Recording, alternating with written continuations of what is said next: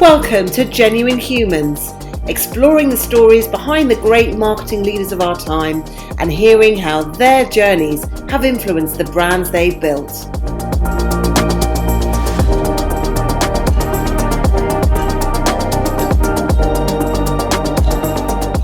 Brought to you by The Social Element, here are our hosts, Tamara Littleton, CEO and founder, and Wendy Christie, Chief People Officer.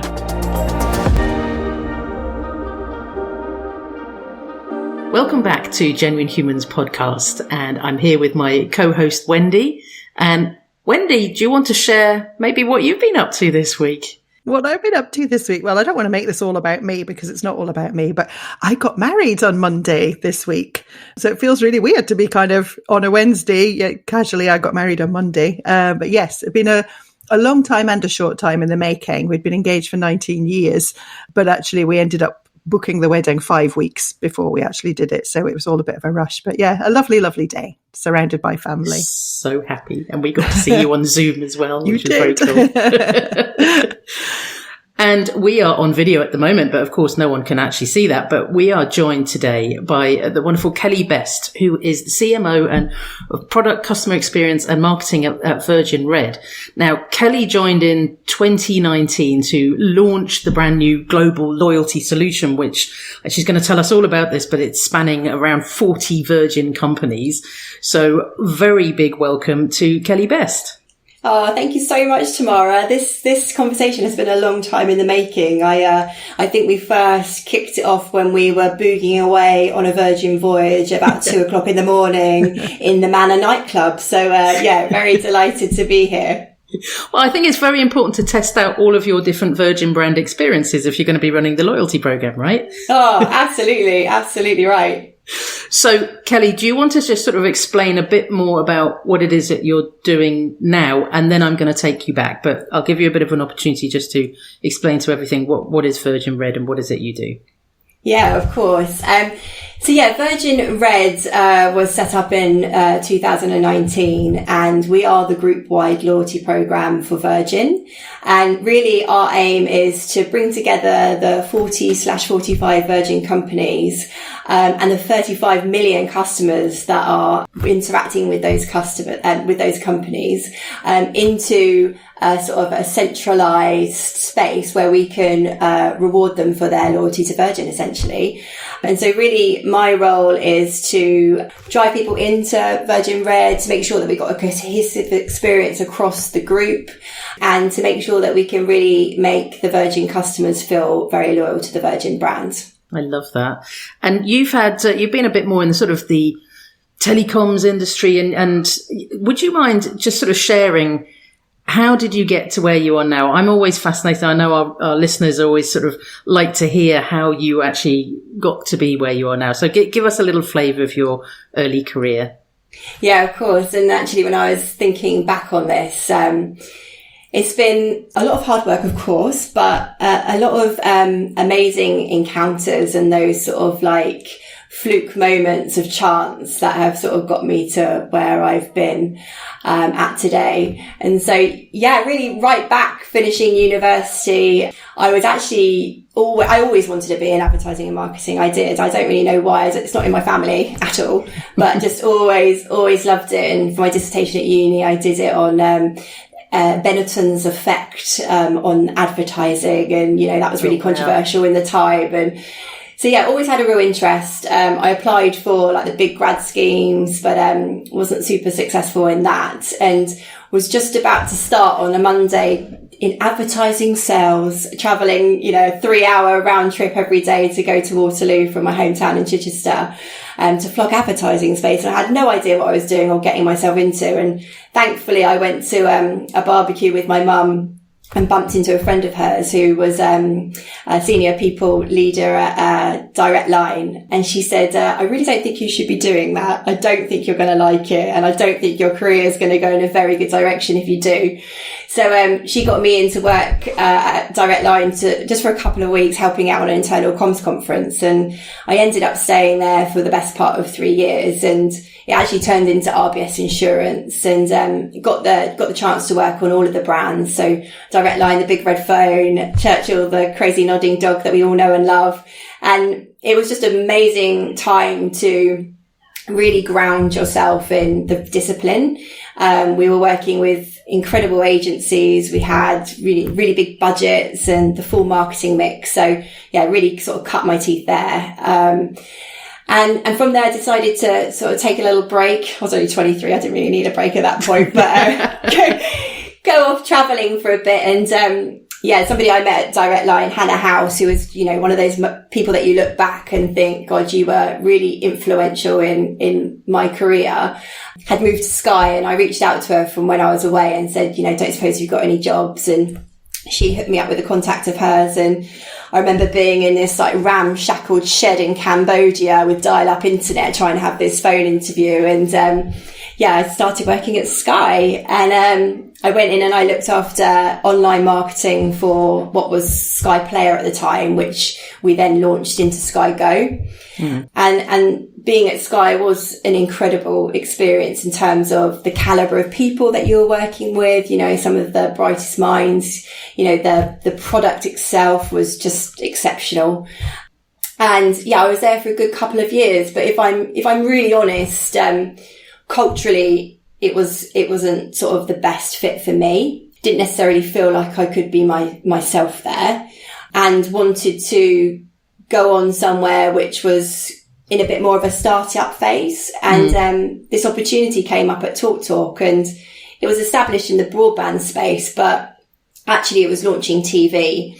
And TalkTalk was, and it is still like an incredibly entrepreneurial business. The founder, Charles Dunstan, still very heavily involved.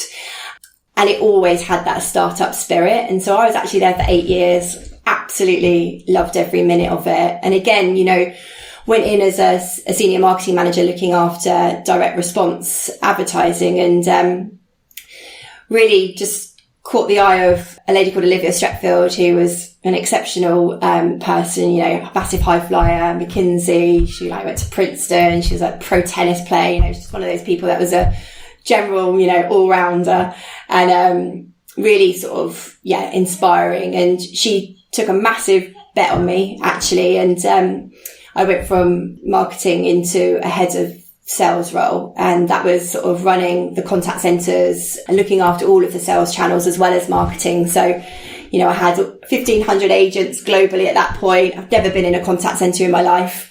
I had events teams that were like outside supermarkets flogging broadband. I had door knockers that, they came with their own challenges, and the full marketing mix within my remit. So, it was just amazing to get the support. And what was so incredible about TalkTalk is that it was just had so many inspiring female leaders at the top. So right from Dido Harding, who was there as CEO when I was in the beginning of my time at TalkTalk, and then Tristia Harrison, who's there now, who's also a sort of big advocate. And it was just a place where you just never felt there was a ceiling. And so I never felt like there was any drawbacks from being a female, it was always open for you to progress. So that was just really amazing when you look back.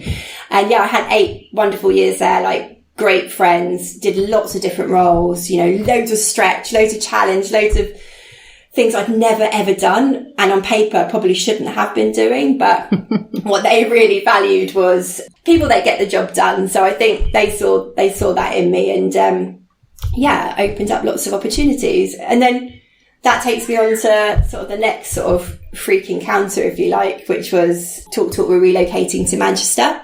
And at that point I had 2 really small children and wasn't prepared to make the move. And so I was taking redundancy. And I was travelling in from my hometown of Beaconsfield into Marylebone. And I've got this amazing coat, which is like orangey pink, corally colour. And somebody stopped me on the train and said, "Oh my God, I love your coat." And we got chatting as we were walking, as you do.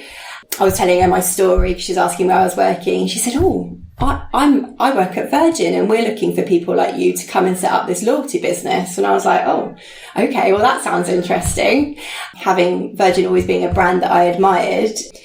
So I got this opportunity to go and do a role within Virgin, which it was a role that probably wasn't the level that I wanted to be at. But I thought just get in there and have the opportunity. So did that, and really within 2 weeks, the whole role changed and it turned into CMO.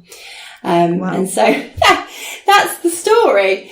Well, I love that, because it's also, I mean, number one, the woman at the barbecue, kudos to her for pointing you in a different direction that you obviously needed to go down. But it's funny how you sort of talk about these things just happen, but they don't just happen, because you're making those opportunities. And it's so interesting listening to you, how speaking to someone and then it leads to a conversation, but not everyone can do that. So I think you have made all of those opportunities for yourself, and what a wonderful career. Yeah, I hope so. And here we are at Virgin, and yeah, again, like an incredible place. Everyone knows the brand, which is obviously a major blessing, but it's a really interesting company, which from before I started, you know, I thought we were all in one building, all of the Virgin companies, with Richard at the top of this ivory tower. And actually the reality is very different. And, you know, part of my role is bringing these sort of 45 different businesses in different sectors, different geographies together, sort of unified, around the loyalty and rewards program. Yeah, it's just an incredibly interesting place to be, and very, very dynamic in that sense. So if you don't mind, can we go a bit further back in your journey, maybe closer to the beginning of your journey? Let's talk about, you know, what you were like as a child and work out if that influenced where you are so far in your career. So what were you like? What were your childhood dreams? Childhood dreams. I think maybe if we start with some of the childhood events, because I actually think that probably plays into a lot of who I am today, and kind of humble beginnings, I guess. My dad was a lorry driver. My mum was a cleaner at the hospital, and we lived in this little 1-bed council flat. And, and my dad built up this, quite big haulage business actually. And he wasn't a businessman at all. And he built it up over a number of years and sort of had the, transportation contract for JCB. And he actually did the, part of the transportation for Richard Branson's failed balloon attempt in Morocco, which was hilarious. Wow. Yeah, I know. So Virgin's been in the blood for a while. And he built up this business to be quite big, but didn't really sort of have the business acumen, if you like. So he put his trust in somebody that he probably shouldn't have, and that person really, really let him down, and sort of we lost everything, to be honest with you. So we went from, you know, that 1-bed flat to having, you know, a nice house and nice holidays and nice cars to that being all taken away overnight. And that was when I was around 11. And it's a funny story, you know, I remember the cars getting repossessed, and my mum had bought 2 4-pint full fat bottles of milk, and she poured them all in the back seats of the cars because it was a boiling hot day, and she knew that they were going to sit in the car pound for some time, and so the next lovely owner would certainly get a surprise on their hands. And so for me, what that did was instilled an enormous work ethic. Like, I just knew that my dream actually was to never ever be in that position myself. Like, just never wanted to be there. Because I saw the hardship that it took on the family. And so, yeah, from that point, I worked my socks off really and had like multiple jobs. So from the age of 11, you know, I was shoveling shit down the stables. I was pot washing. I was waitressing. I was babysitting. You know, I was the only person I knew at university that was working multiple jobs. And that drive and determination came from those experiences. And I think it's really interesting because I've got a brother who's 5 years younger and was impacted by the situation in a completely different way, and in a negative way, actually. Like, it didn't, it didn't play out in the same way it did for me. It was a real motivator in some ways. But I think, you know, I had a really good group of friends. I was just in secondary school, whereas he wasn't. So that's kind of where this drive started. And yeah, like I said, the dream was just never to be in that situation myself. And yeah, always wanted to get into advertising and marketing. You know, that came after wanting to be an astronaut for a short amount of time, but that was... So did I. I know. I still want to be an astronaut. Yeah, that one passed. But yeah, so that was always the plan and a bit of the backstory, really. And so it sounds like you were kind of fully aware of what was happening at that time. And I guess your brother being younger, probably, he'd have been 6, so maybe less aware of what was actually happening, but just very aware of the impact, I guess. Yeah, definitely. And it's played out in him in a negative way, really, like, you know, relationships and anxiety and stuff like that, because, you know, they were really challenging times, and obviously horrible to see your parents go through that. And the irony is that the council flat that I was once born in is now the same place where my mum and dad live. So they've just gone full circle, bless them. So yeah, it's just an interesting turn of events, but one that I might not have changed, to be honest with you, because, you know, what doesn't break you makes you stronger. And it's certainly given me that drive, and that sense of forward momentum. And were there people that you looked up to as a child, whether they were people that you knew in person or people off the telly or authors? Or... Well, I think at the time I really did look up to my mum and dad, you know, because it was sort of that, you know, rags to riches story, although I'm not claiming that we were ever that rich, but, you know, they were really trying to make something. So I really looked up to them, and I loved being around their friends as well. Like, our house was a really sociable place. Like, there was lots of parties and gatherings, and it was just fun times. So I think they had a really big influence at the time. But yeah, lots of crushes in those days, but I don't know if there was that many inspirations. Those inspirations have come more later in life. So how about those inspirations later in life then? Is there anyone that you'd like to name check as someone who's been influential or inspirational or particularly supportive in your career? Yeah, well, I think it's all those people that I outlined in the beginning, really, that have sort of helped along the way in the journey.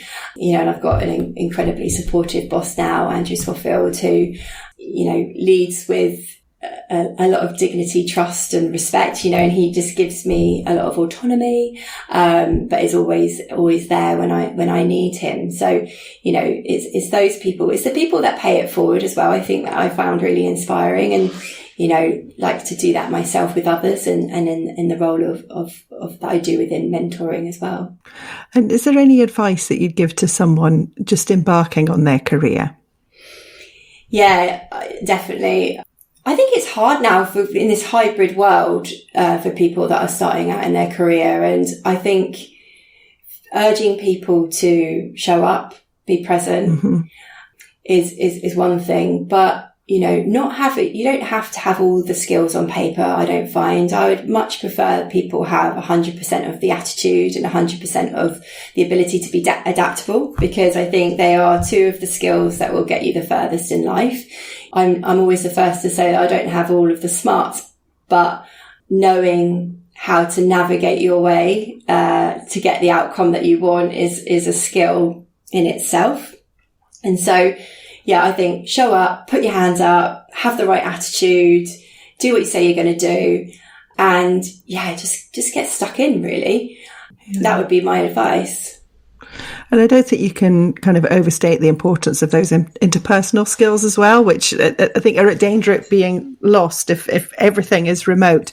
What you were talking about with the fabulous coat, that would, you know, having the coat in itself wasn't enough. It was just the fact that you were able to have those interactions and talk about what you'd done. You know, that's not everyone can do that. So I think you can't overstate that either. Yeah, definitely.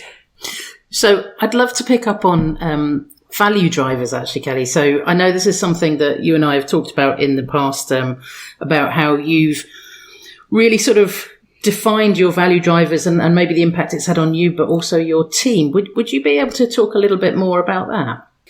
Yeah, I've only recently sort of reconnected with, you know, really taking a good look at value drivers. And yeah, the reason for doing that is I came back from maternity leave from my third child, which was a great idea when we were in lockdown and were twiddling our thumbs and not working 5 days a week. But since then, it's become a lot more challenging.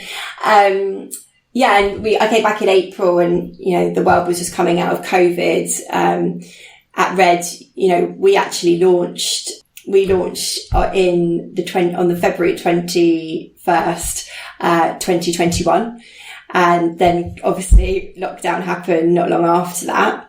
So on the run up to going on maternity leave, we were just scenario planning every 5 minutes, you know, because our fate was very linked to Virgin Atlantic, given that's one of our massive partners.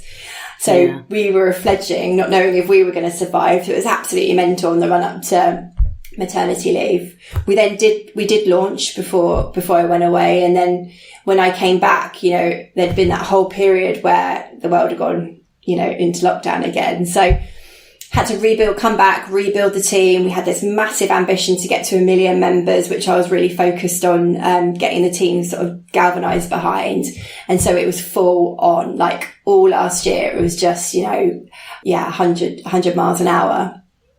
And so as we were coming into this year, like I'd rebuilt the team, got a brilliant new team around me. We'd got, you know, all the basics back in place. We were just, you know, starting to hum again. But that burning platform wasn't there. And so I was like starting to feel a bit angsty and I just didn't know why. And so, I sort of took some time to reflect and listen to a brilliant podcast, Squiggly Careers, which I think you've had Helen on here. Yes, we've had Helen on the show. Yeah, she's amazing. She is amazing, but that podcast series is awesome. So for anybody who's looking for career advice, I do highly recommend that. And there was one on finding your values and it just resonated with me so much. And I unpacked mine and, they are energy, achievement, collaboration and validation.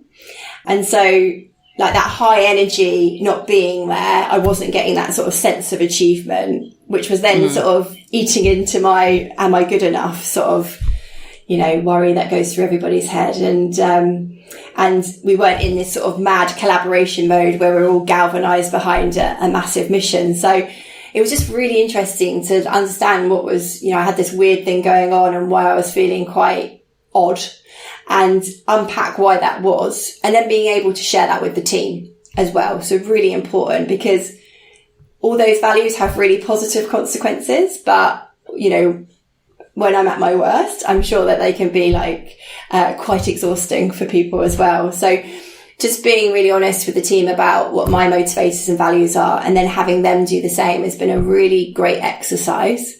And one of the common ones that we all identify is validation. And that doesn't mean that we want to win awards or accolades or anything like that, because it's absolutely not. Validation for us is simply, you know, we want to know we're on the right track. We want people to take the time to say thanks when we've done a good bit of work. And it doesn't matter what level you're at. We all still want it. And I think people forget that, you know, the more senior you are, it doesn't mean that you don't need that little pat on the back every once in a while. But I've been taking the time out to really make sure that I'm giving that back to my team because I know what it does for me and my morale. So of course it's going to do the same for them.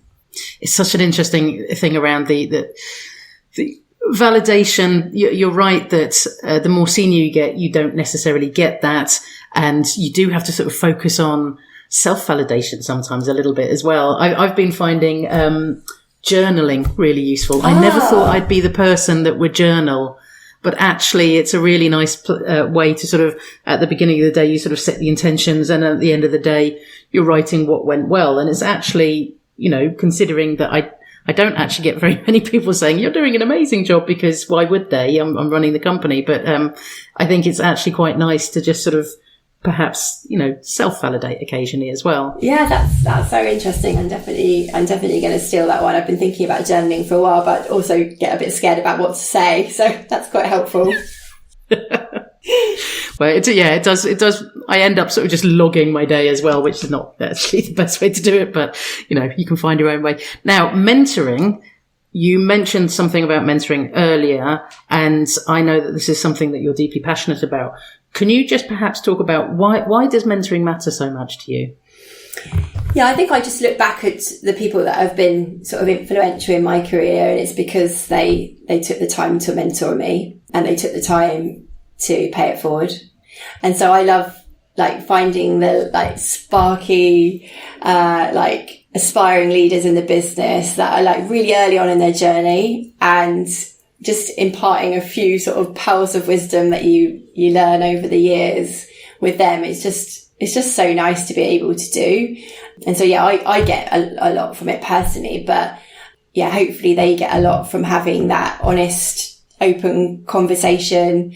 And then those people are then front of mind, aren't they, when something comes up or there's a project or an opportunity. And, you know, it's always great to help. And I'm actually, just starting to be a mentor, for the Marketing Academy. So I know that you've had very one close to your heart there, Tamara. So, really looking forward to that. They're just such an amazing organisation. Yeah, I'm one of the trainers. I do some of their crisis leadership in a crisis training, and the people that you meet there are just incredible. So yeah, that's big shout out to Sherilyn, who's also been on our podcast before. That was a good one. That was a good one. Big shoes to fill after that.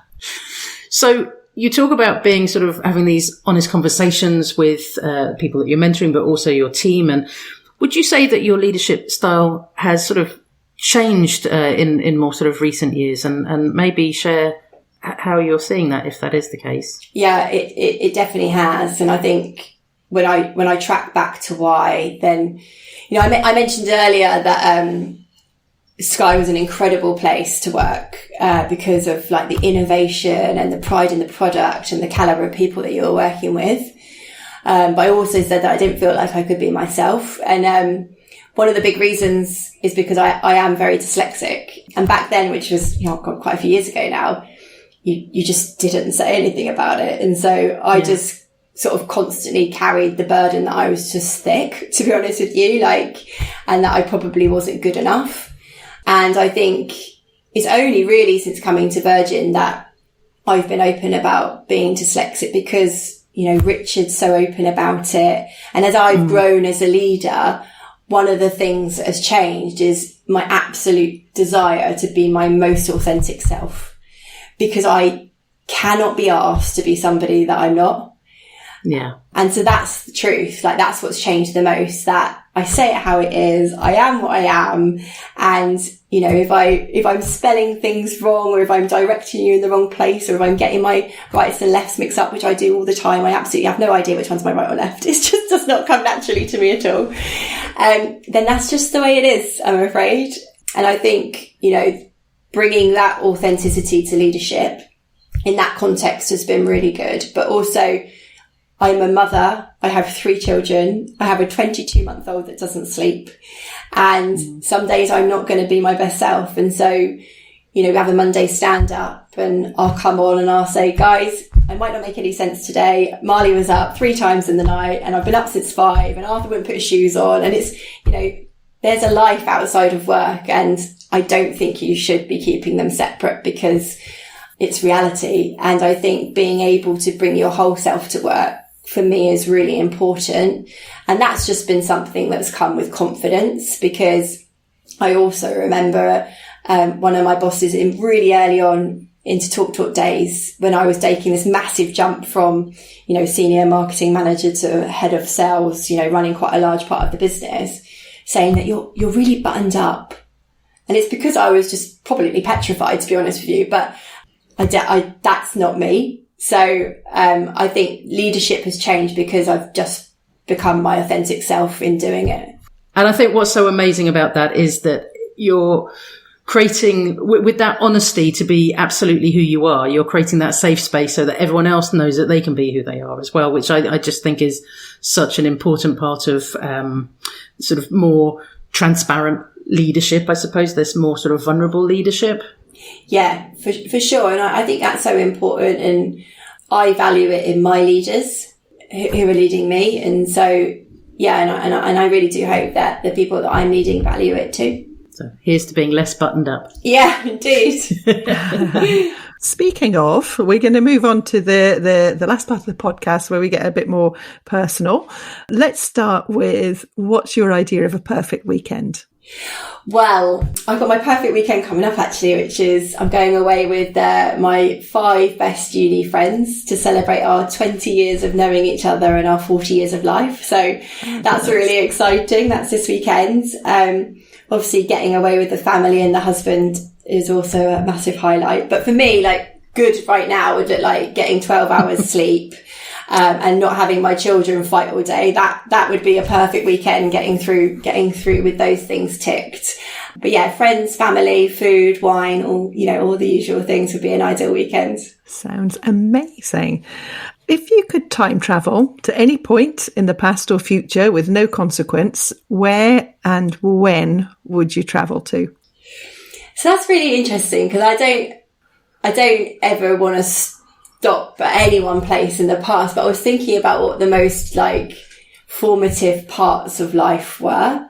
And I don't know if it's the same for everybody, but I just remember that sort of 15, 16 age where, music was, you were hearing music properly for the first time, and Alanis Morissette, Jagged Little Pill was on repeat in my house. I was mad into Oasis. It's a time that your first love comes into the fold, and it's just emotion overload. And I just remember those times being just crazy in that sense, because it was just all these things you were feeling and thinking and doing for the first time, parties for the first time, and all this sort of sense of freedom that you were getting. And it was the same going to university, being away from home for the first time, meeting all these brand new people, and just having literally the time of your life where you were just so carefree.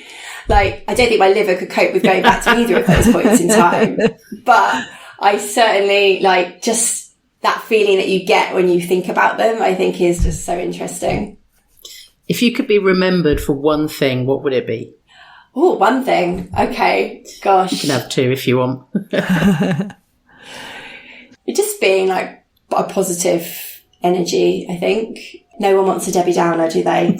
No. So you are definitely a radiator and not a drain. Yeah, I think, being a radiator, I'll take that. I'll be a radiator. So, speaking of your friends, how would they describe you? Yeah, so I'm going away with one of them this weekend. So I messaged her, and she said, this is her words, not mine: charismatic, personable, genuine interest in people, driven, doesn't suffer fools, used to be fun, but we'll see on the weekend. That's quite a range. I love that. Setting the the jury's standard. out on the last bit. Yeah, jury's out on the last bit. I love that. What gives you joy in life? Either it could be in or out of work. So, in work, and I know this is a massive cliche because I think a lot of people get joy from this, but obviously seeing people grow and develop massively. But I just love being the voice of the customer in the business. And I know everyone does say that, but I genuinely get so excited about bringing that viewpoint. And that is the position I play in the company, is how do we create the best experiences we possibly can? And we're on a journey to do that. We're definitely not there right now, but we've just brought in this new function, which is end-to-end service design. And I just love the way that we're thinking through everything from a customer's perspective, right from the start to the finish. And yeah, that's filling me with a lot of joy in the workplace at the moment. Outside of work, obviously the family, friends.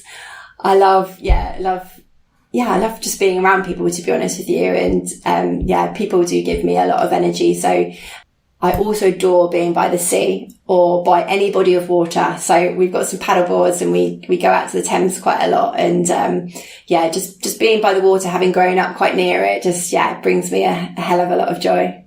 I love it. Karaoke. I know you know that I love karaoke. Do you have a go-to song? Oh, God, yeah. Yeah, 100%. I said earlier, I was obsessed with Alanis Morissette growing up, and I still know every single one of her songs from Jagged Little Pill, word perfect. So it would be One Hand in My Pocket by Alanis Morissette. Yeah, hands down. Yeah, with a very intense face while you're singing it, Oh, God. Yeah. Yeah, definitely. there's only one way to sing Alanis Morissette. Yeah. I know. Isn't there just? Yeah, that would be it. Kelly, you've been an absolute joy to be on this podcast. And before we finish, I want to check, is there anything that we haven't covered that you still want to sort of answer, or any closing thoughts from you?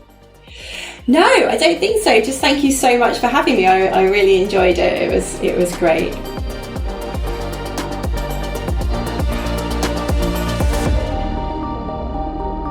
You've been listening to Genuine Humans, brought to you by The Social Element.